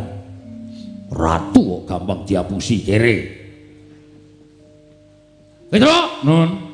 Nggih. Bagong ndi? Nika napa ngepit ngetan niku lho. Bang. Sampai jumpa. Kaose diobar-obar kene kok sampai jumpa. Wah, panus maning jajalan Sultane Bawana Bagong ngedu karo Baladewa. Oh, Prabu. Petruk kedah wangsul. Mangke piye? Mboten antes kula menika mbelani dhateng Petruk. Mboten antes kula menika mbelani dhateng pun Bagong. Langkung-langkung kula mboten mbelani dhateng Nakula Sadewa. Nanging raos pangraosing raos kamanungsan. Kedah dipun tamekaken. Nakula sedaya menika lare ingkang alit dipun tilar dhateng tiyang sepuhipun bocah lolo. Nuwun pamunten. Prabu menika kirang menapa? Ngastina menika jembaripun seprapat jagat pindhanipun Sugih Nalendra Banda Bandu. Sugih Banda panjenengan menika Nalendra ingkang sugih Brana Picis. Sugih Bandu panjenengan menika Nalendra ingkang sugih Bala sugih raja. Kenging menapa? Lah kok ngelingi semi sanget panjenengan milik dhateng negari Mandaraka ngantos panjenengan duwa dhateng keparengipun. Nakula Sedewa anggenipun badhe nyuwun mboten ketang sekedhik negari Mandaraka. Menapa mboten ngliling semi? Kurang mukti apa? Kurang sekti apa? Kurang Brana Picis piye, Ratu Ngastina? Lah kok sampean mentolong ndika kaya mekaten? Selagine Baladewa wae sing negarane luwih cilik saka sampean, mestine kula kudu duwe sing luwih akeh kemawon mboten mentolo matur kados mekaten menika. Kok panjenengan mentolo? Nggih. Nggih pripun? Ning perkara niki aja digawe gampang. Lho, perkara aja digawe gampang piye? Petruk. Nun. Kok Prabu Baladewa kedah nekseni. Ucapipun Duryudana. Panjenengan badhe paring dawuh menapa? Nakula Sedewa entuk negara Mandaraka aja ming sethithik yen perlu sak putuhe. Waton kudu nganggo seksi.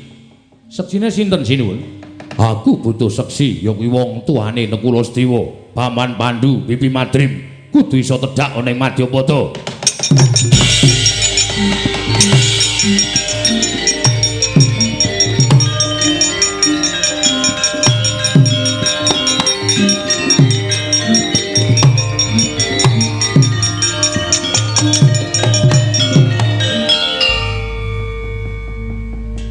Ketok serakahe Nalendra Ngastina nggih sinuwun. Lah napa iso kelakon, napa tumon? Piyai sing wis ora ana kok kon urip meneh dadi seksi niku napa pripun, Bang Jagas? Piye terus akhire? Kok pancen cetang. Iki mau apa ngepit golek Indomaret e. Waduh. Tuku apa? Tisu basah. Nek keringet ki nek dilap nggo tisu kering ki kelet nang cengel. Oh. Do kelet-kelet kali terus. Leni diri angel ya gong. Petruk, nun, aku percaya. Pambudi dayaning menungsa kawasa bisa meni pepadang yen to entuk kanugrahaning Wang Mahanasa. Nggih. Kowe bali yo. Nggih. Nadan iki sawijining bab ingkang mokal kelakone. Nanging aku percaya bola bali Pandhawa kuwi nglakoni lelakon ingkang mestine ora ketemu nalar kelakon nanging nyatane Pandhawa iso nglakoni. Nggih. Mula Pandhawa kuwi mantasaning titah musti kaning bawana. Nggih. Baliyo barengipun kabeh iki aja kok kandhake Kula Sedewa. Ning kandhakno pepundhenmu Pandhawa kabeh. Wah, kula mengke didukani Ndara Kula Sedewa. Wong niki ora entuk ngerti Ndara Werkudara Janaka kok. Wis to, manut karaku. Yen Kula Sedewa dhewe sing mikir ora bakal lakon. Ning yen dipikir karo gerangane mesti kelakon, Petruk. Aku percaya karo adi-adiku Pandhawa. Oh nggih, nggih. Nek kula didukani Ndara Kula Sedewa, kandha sing ngakon Baladewa.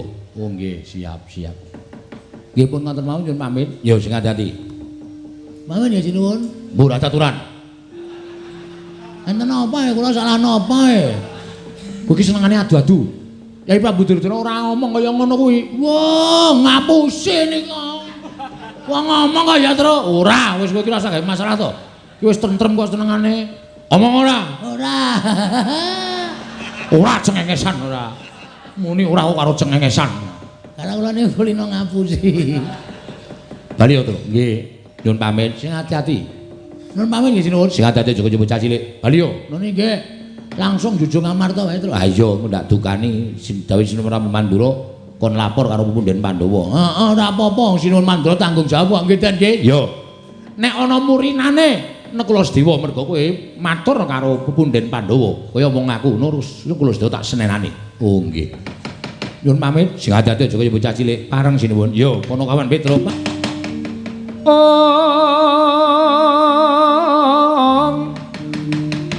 Permara remang swamya ngambrang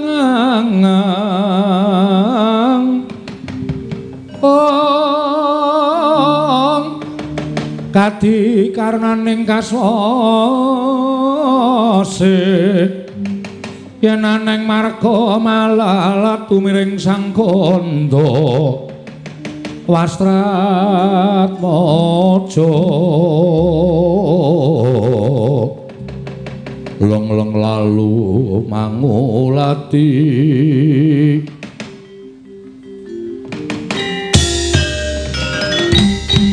wah Sedewa Nekula iki lho wonten dawuh Kamas iki lho wonten dawuh Kamas parepatan dina samengko ora ngrebuk perkara negara Ngamarta ning ana bab sing luwih wigati majuwa Nekula apa Sedewa majuwa rada caket kene langeng dia mangu kong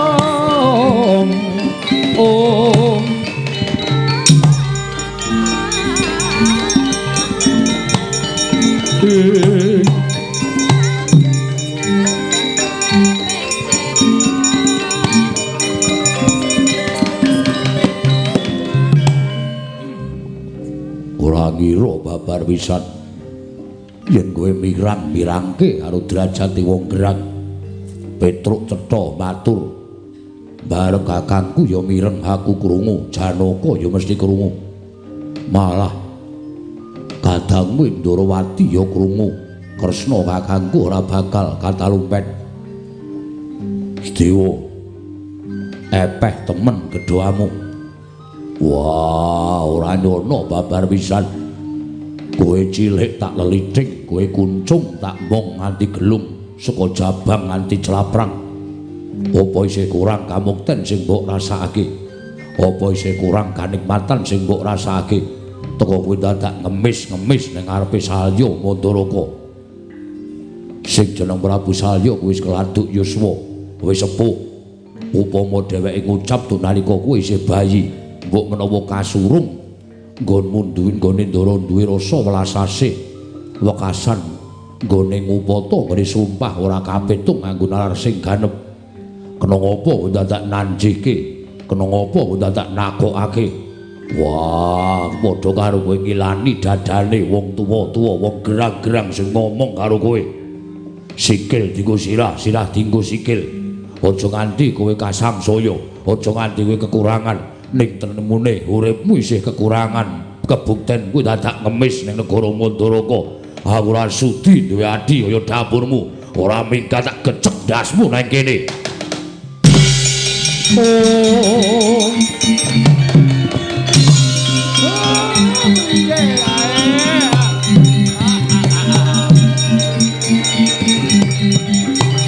Ndara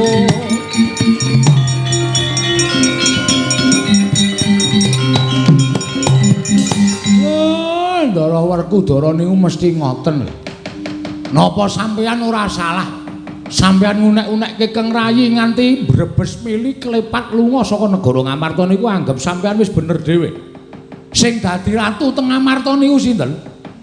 Sing duwe panguwasa niku Sinuwun Puntadewa. Ning kok kalah panguwasane karo Satriya Jodipati, jebul sing kumawasa teng negara Ngamarta niku Ndara Werkudara ora kok Sinuwun Puntadewa. Sampeyan luput ngungkuli marang panguwasaning Ratu Ngamarta. Sampeyan larani atine adi sampeyan sing wajibe mangrangkul, wajibe manggendong. Nika cah lolo ora duwe sedulur, ora duwe sapa. Kula tututane. Jan.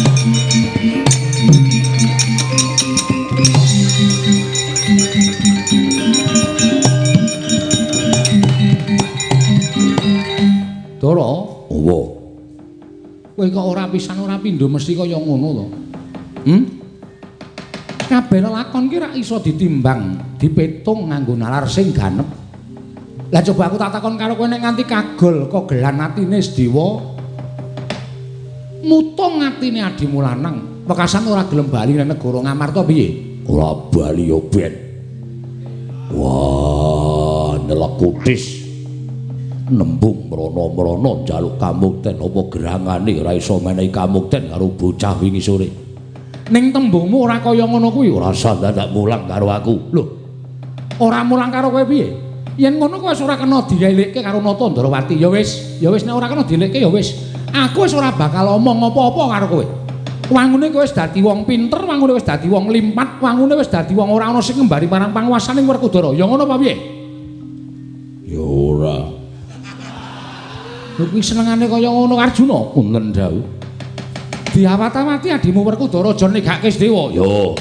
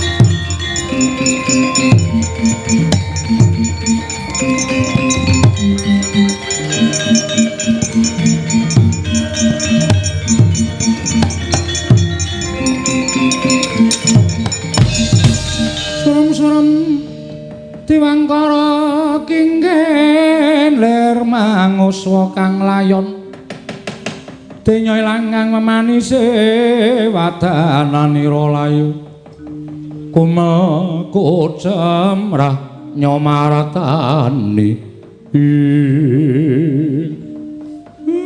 kula nyuwun ngapunten nggih Den merga saka cangkeme Petruk sing tanpa nganggo petung sampeyan kudu nglakoni lelakon sing kaya ngoten iki kula nyuwun ngapura. Sesuk meneh nek diweling daramu ki ora srogal. Ora sak penake dhewe. Kanan kedadian kaya ngene iki nek ora saka cangkemmu ora bakal lakon. Wong kok kulina sembrono. Gong kok aku ya kok. Padahal sing ojo-ojoki kowe lho. Aku kan mung ojo-ojoki. Aku kan ora ngopo-ngopo. Nggih nek dahanan kaya ngene iki ya rasakno. Rasana. Mau diutus daramu Sedewa Ndara Nekula aja omong sapa-sapa. Lah kok dadi lemu matur ning negara Ngamarta. Kowe iki gerangan randi utek.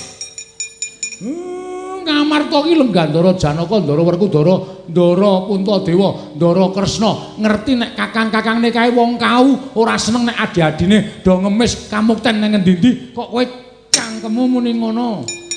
Kowe mau ora wis tak elekke ta, Tru? Ora sembrono nek omong. Ha kowe ngeyel kok kandhane. Kanane dadi kaya ngene iki, kanane dadi kaya ngene iki mergo kowe. Kowe iki wong tuane kaya ora ndek utek. Iya, terusno. Wah, nggih ana kesempatan malah sak ajar kowe. Malah arep aku barang sentok. Apa jenenge, Pak? Embuh. Arep tok arani werna-werna.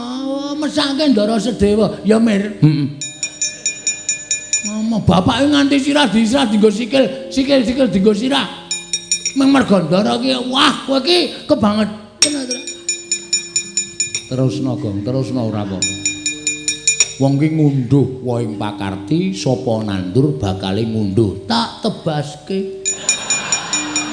Oh demit ki ora arep tak unduh mateng langsung tak undangke bakul.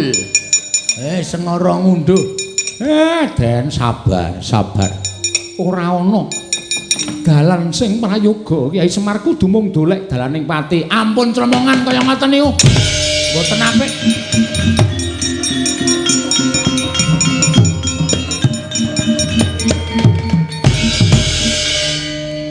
Kula nyuwun mahapunten nggih, Den. Petruk ora dadi ngopo. Ning kabeh mau kudu tak lakoni kanthi ikhlas. Mung aku njaluk keterangan saka kowe, nggih. Apa ana pangendika saka Kanjeng Prabu Mandaraka sing maring dawuh dudu sinuwun Mandaraka ning Ndara Duryudana Ngastina. Wah, jan kaya rumangsane Mandaraka niku kagungane Ndara Duryudana. Sedewa entuk aja kok mung sakpra 32 kamukten negara Mandaraka. Wutuh tak wenehke. Sedewa nek iso ngaturke bukti. Buktine apa, Petruk? Kudu nganggo seksi ingkang Rama Sinuwun Pandhu kaliyan ingkang Ibu Dewi Madrim. Napa mboten angel digayuh niku, Ndara? Oh.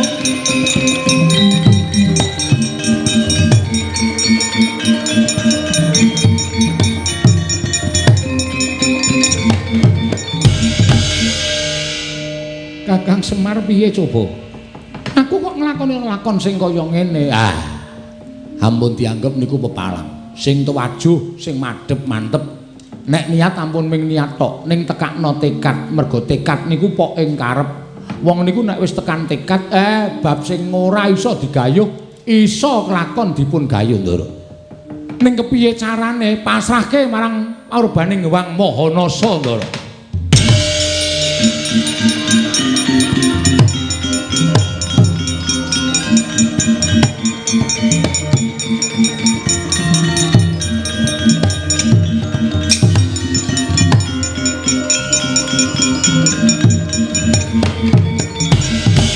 Gunjang gancing langit kelap-lapaton klirikin saking risang mawe gandrung.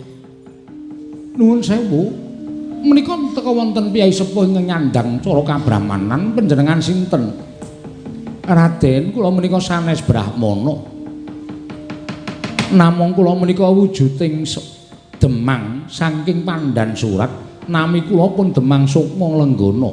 Sukma Lenggana inggih. Ingkang ngajeng menika sinten? Ingkang ngajeng menika semah kula. Oh, menika ingkang garwa kasinggihan mekaten. Nuwun sewu Raden, kok wonten margi tawang-tawang tangis menika wonten menapa? Panjenengan sinten? Kula pun Raden Sedewa, kula menika Wragil Pandhawa. Inggih krana sampun boten nggadahi pengajeng-ajeng tumrap gesang kula. Kula sampun dipun tundhung dening kadang-kadang kula para Pandhawa miwah kula ugi mboten kasembadan nyadong kamukten saking tiyang sepuh kula Nalendra Mandaraka. Mongko Nalendra Mandaraka tiyang sepuh kula menika Kanjeng Prabu Salya menika sampun nate prastya bilih badhe maringaken kamukten dhateng pun kula kaliyan kadang kula sepuh pun Kakang Mas Nakula. Nanging jebul pinanggihipun kedah wonten seksi, dene seksinipun menika tiyang sepuh kula Prabu Pandhu kaliyan Dewi Madrim ing sampun boten wonten. Lah rak mokal kelampahanipun. Sinten Den? Kakang Semar iki ana Demang ingkang wis keladuk yuswa karo garwane, merpeki karo aku. Sing pundi? Lah kuwi sing tuwa kuwi. Sing sepuh nika napa? Iya Kakang Semar.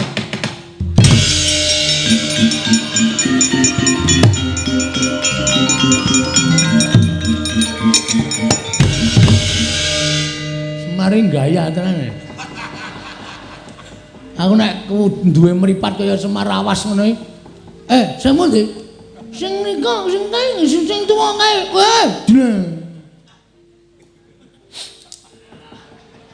Kurang ajar to Bagong. Barang sing wedok di ngono. Mambu parfume aku seneng itu. Bayang aku wis werna-werna. Kula kedah kados pundi? Nuwun sewu. Sakmenika ngaten. Kula menika nglampahi tapa ngrami. Kula menika kepengin gadah momongan Raden. Salat srana ingkang dipun dawuhaken Prabu Salya ing Mandaraka lumantar Nalendra Ngastina menika dipun tampi kemawon. Lho, dipun tampi dos pundi? Menika angel badhe dipun lampahi. Jer tiyang sepuh kula sampun boten wonten, ibu kula sampun boten wonten. Kula menika tiyang lolo Kiai Demang. Menawi panjenengan kula rengkuh dados anak kula pripun? Lho. Dipun angkat dados putra inggih. Rak ya cocok to Nyai, patobat kula remen. Pri Demang kula remen. Laranipun bagus dasare ya isih enom. Kakang Semar piye? Manggelem, ampun moh, gelem lho. Gelem dara.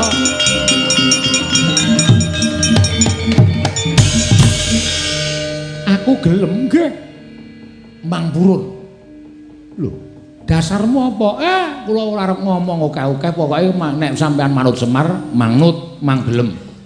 Semar iki nggo utek. Gong, kowe karo bapak kok.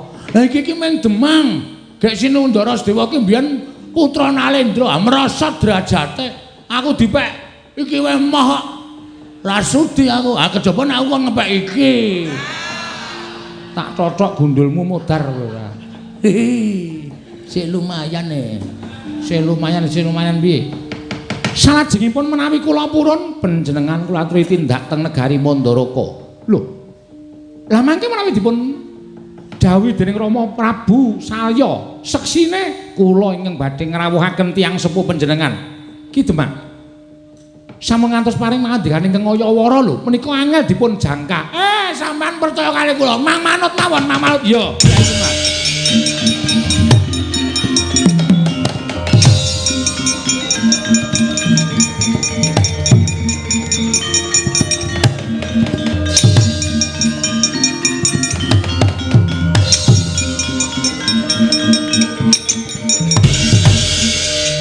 Jane so Petruk iki badut ora. Wong lanang, wong tuwa ngadeg wis ora jejeg kok dijongkongke. Jane sapa ya, Pak? Mbok dibisiki. Kok bapak kok semangat banget? Mang Purun. Iki wong tuwa ora tau gelem ngasah paningal batin ya ngono kuwi. Kupingmu ndi? Lah iya kok. Kotor banget. Kowe guys dikandani, ngandani kok dadak nyawang kuping lho.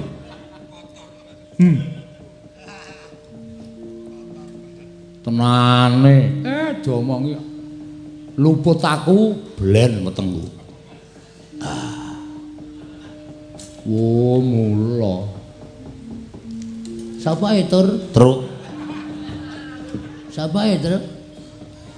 Kowe yang ngerti? Ngerti. Ning ora entuk diwedarke sapa-sapa karo bapak. Kupingku iki lho. Iki cangkem. Sing tok andane kok cangkem.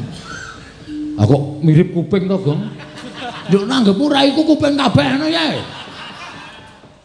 Ya ora.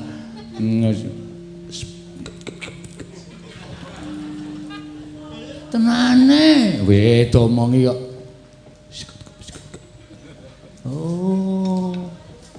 Berarti kayak iki kowe omong apa? Aku ya meng ngono kuwi lho omong. Urung jelas to? Idi. Gayamu ora. Wong dikandani kok idi ora. Asli andana ya.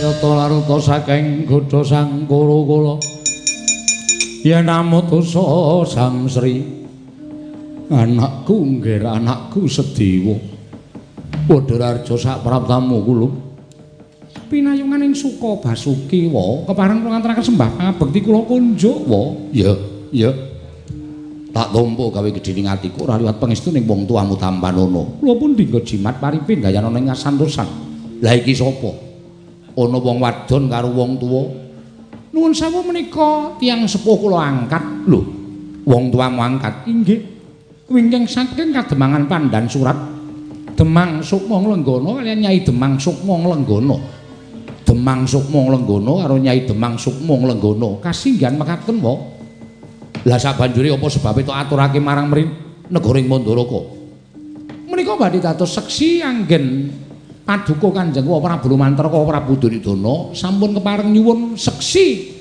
inggih menika tiyang sepuh kula aja ngawu gawar ngawur dudu kuwi sing tak karepake ning cetha ucape Duryudana kowe bakal nampa ora mung saperangan negara Mandaraka ning sesuk kukupen negara Mandaraka nggonen mukti karo kakangmu Negara yen kowe iso ngaturake seksi ya kuwi mbokmu sing wis ora ana Dewi Madrim karo bapakmu sing wis mapan ana ing alam pamancat Paman Prabu Pandhu kudu iso rawuh ana ing negara Mandaraka yen ora iso ora bakal nampa kamu teng negara Mandaraka kuwi penjaluke Duryudana aja mbok abusi nganggo menungso keleleran sing tok anggap wong tuamu angkat ora sudi nampa mangke riyen to nggih mangke riyen sabar nggih sabar sampun ngantos lajeng dosa kados mekaten pengendikanipun menika rayi panjenengan piyambak monggo ane sabadi mestani do padha ngarani adiku ya sak karepe ning tumrap Duryudana menika satru munggo ing cangklakan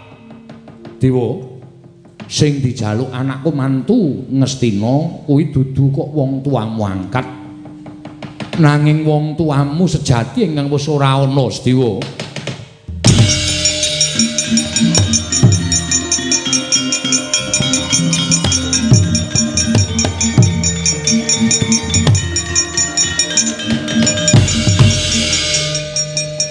Deston temen ing atesipun Narendra ing Mandaraka sinuwun Prabu Saya teka mboten saged ningali kanthi paningal batit. Kula aturi mas paosaken dhateng kula. Kula aturi mas paosaken dhateng kula. Ngginakaken permana jati sampun ngantos ngginakaken netra lair. Koko Prabu. Oh.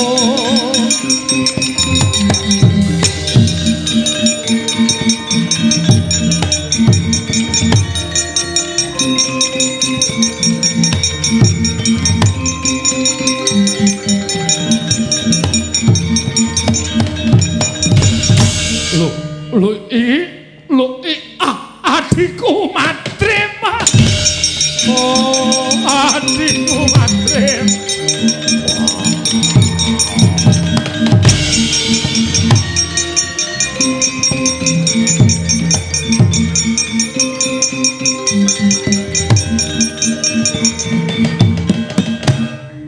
Madrim mati ya. Kaya sinamber gelap rasaku. Ingkang mestine Sedewa ora iso nindakake lelakon iki. Lah kok kowe weruh, kowe krungu pesambate anakmu. Madrim. Kula titip anak kula. Kula titip daging setampel getih setetes dhateng jengandika Kakang Mas Narasoma Koko Prabu Salyapati.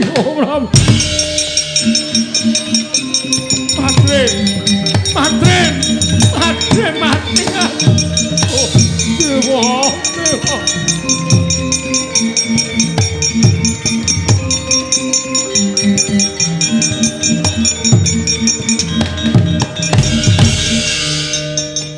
Pedhot atiku Sedewa.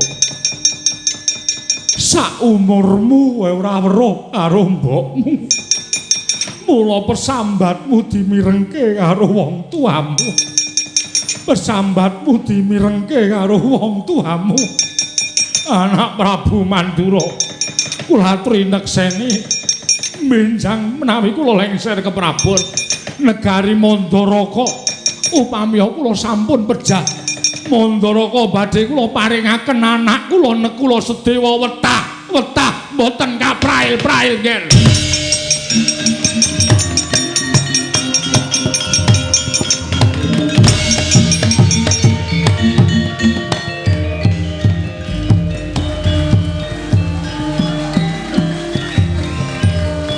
Wassalamualaikum warahmatullahi wabarakatuh.